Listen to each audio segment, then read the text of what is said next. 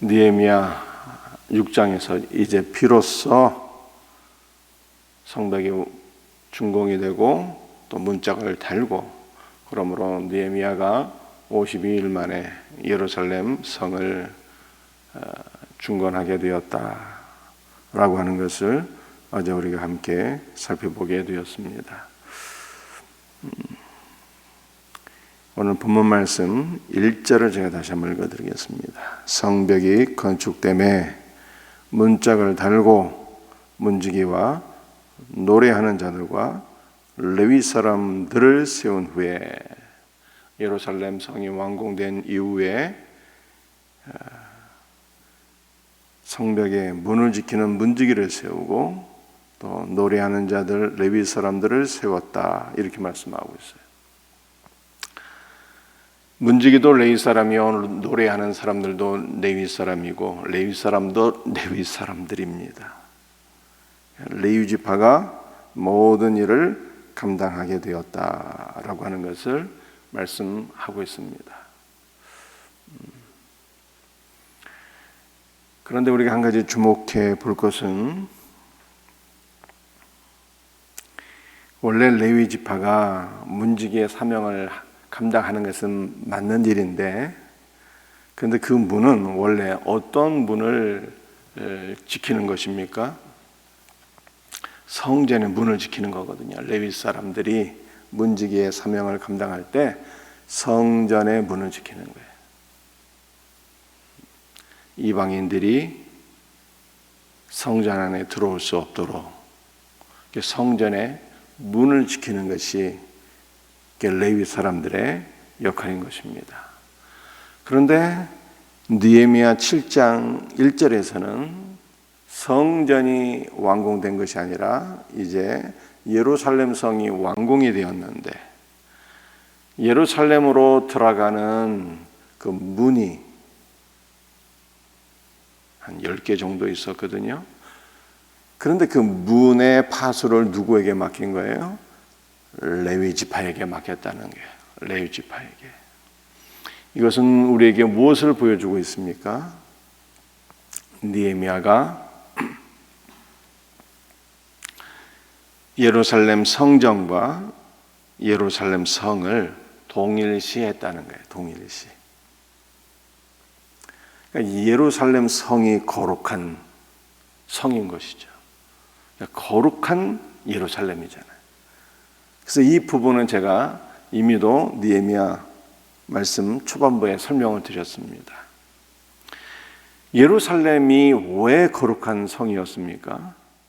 그것은 예루살렘 성전이 있기 때문이었어요.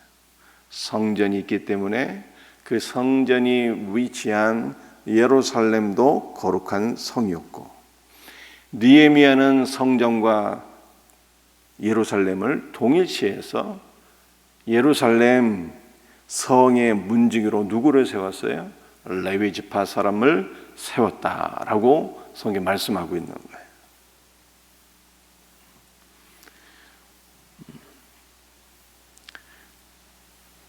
그래서 이 예루살렘 안에 있는 사람들은 다 어떻게 되는 것입니까?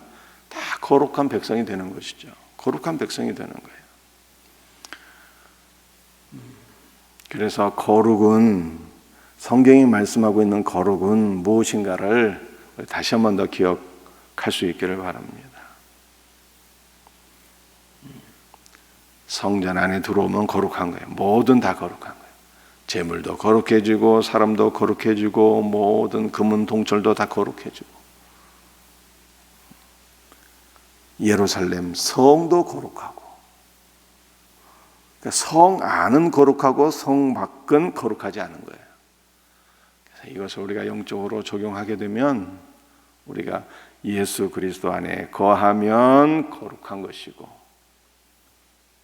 예수 그리스도 밖에 있는 것은요 다 속된 것이에요. 우리는 이 믿음을 적용하며 살아야 되는 것입니다.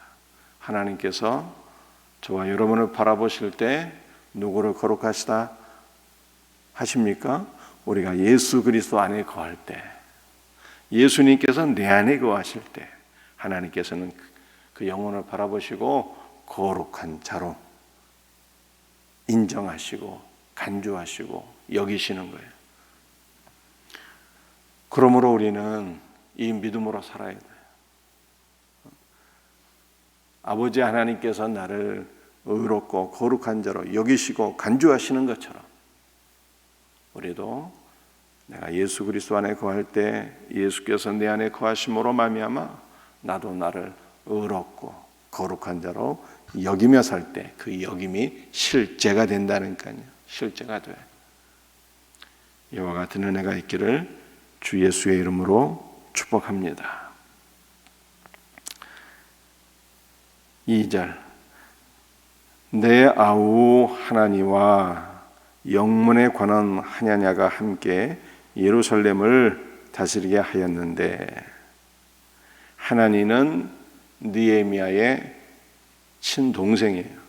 그래서 예루살렘 성벽이 회파되고 문이 다 불타게 되었다는 것을 느헤미야에게 전한 사람이 바로 하나니죠. 영문에 관한, 영문이라고 하는 것은 예루살렘 그 북쪽 성벽에 있는 망대 또는 문을 가리키는 거예요.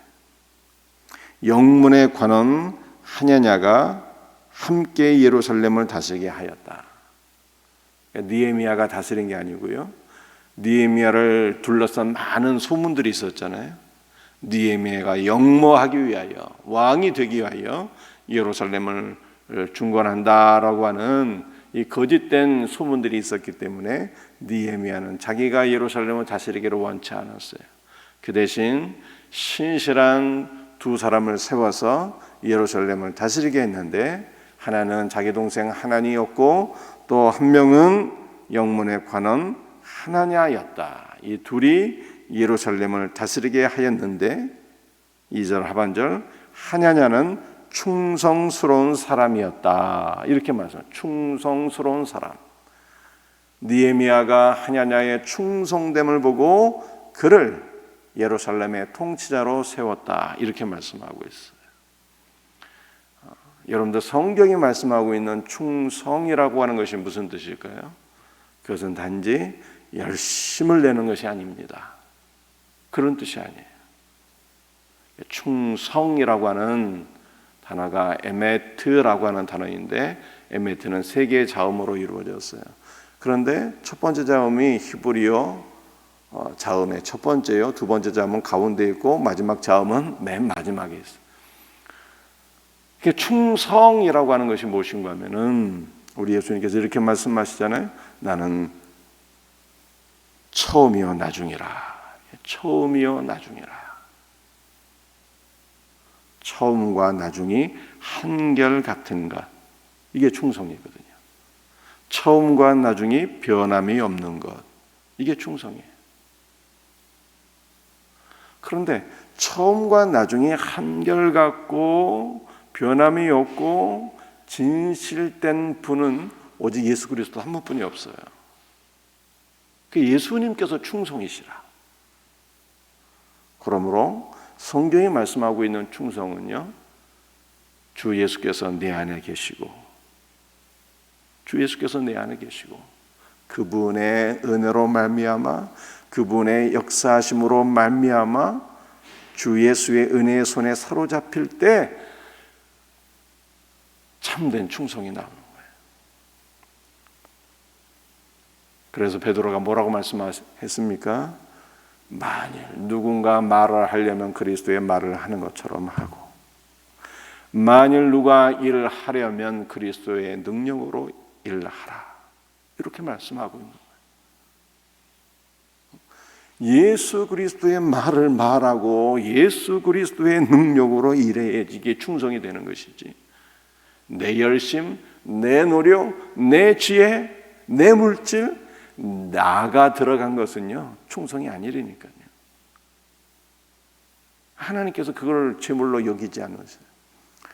여러분들 구약시대에 제가 늘 말씀드리잖아요. 많은 제물들이 있었는데 모든 제물이 다 예수 그리스도라.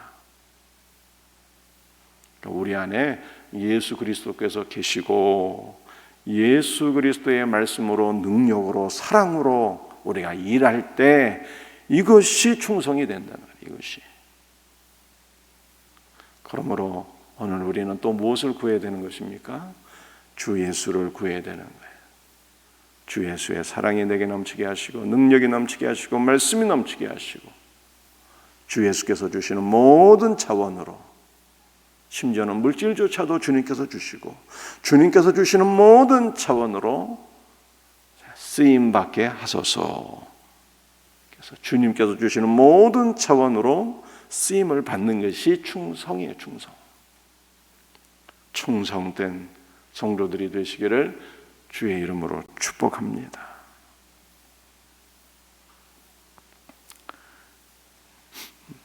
마지막 하나만 더 살펴보겠습니다. 2절 하반절에 하나냐는 첫 번째는 충성된 사람이었고 두 번째는 하나님을 경외함이 무리 중에서 뛰어난 자라. 하나님을 경외하는 사람이었습니다. 여러분들 경외라고 하는 것은 무슨 뜻일까요? 두려워했다는 것이죠. 하나님을 두려워한 거예요.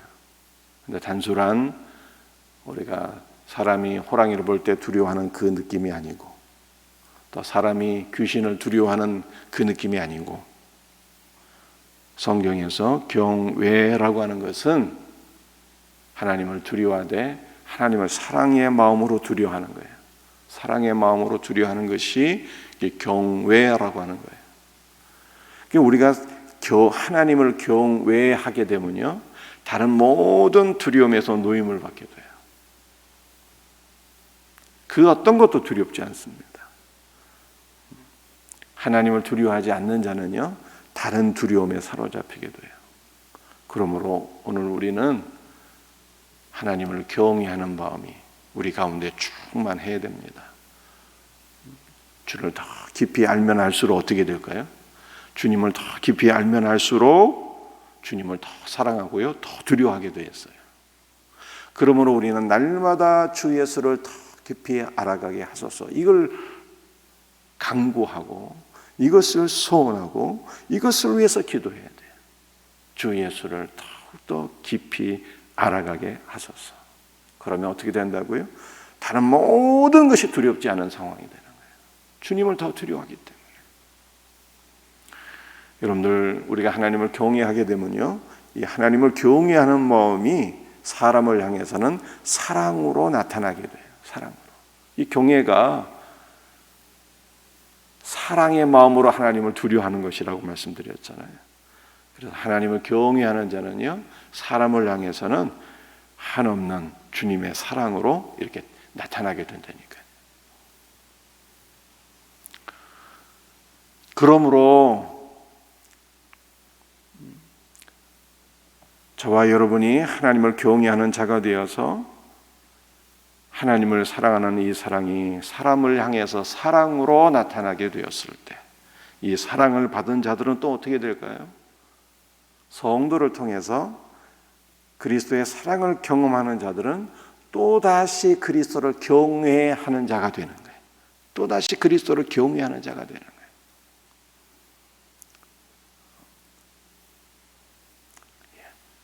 선순환이 일어나게 되는 것이죠. 여러분들, 이러한 은혜가 우리 생명샘 공동체에 충만하도록 기도해야 돼요. 주 예수를 더 깊이 알아서 하나님을 경외하며, 하나님을 경외함으로 말미암아 우리가 그 모든 두려움으로부터 자유함을 누리고, 하나님을 경외하는 것이 사람을 향해서는 사랑으로 나타나고, 이 사랑을 받은 자들은 또 그리스도 예수를 경외하는 이 복된 역사가 일어날 수 있도록 우리 생명샘교회가 이와 같은 공동체가 되고, 우리의 가정이 이와 같은 공동체가 되고, 우리를 통해서 이 땅에 많은 사람들이 그리스도의 사랑을 경험해서 하나님을 경외할 수 있는 자들이 될 수 있도록 우리가 이렇게 기도할 수 있는 우리의 삶이 하느냐와 같은 삶이 될 수 있기를 주 예수 그리스도의 이름으로 축복합니다.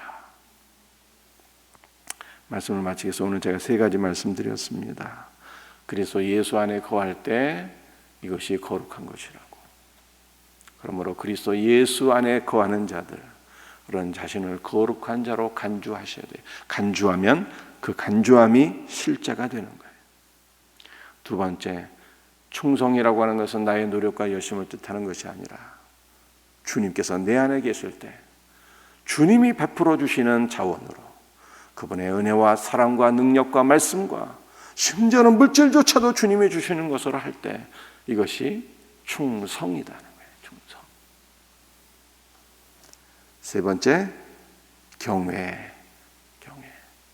하나님을 경외함으로 다른 모든 두려움에서 노임을 받고 하나님을 경외함으로 그 사랑으로 형제 자매 나의 모든 이웃들을 사랑하고 그러므로 그들이 또한 하나님을 경외하는 이 놀라운 복된 성도의 삶이 저와 여러분의 삶이 되고 우리 생명샘교회 충만하기를 주 예수 그리스도의 이름으로 축복합니다.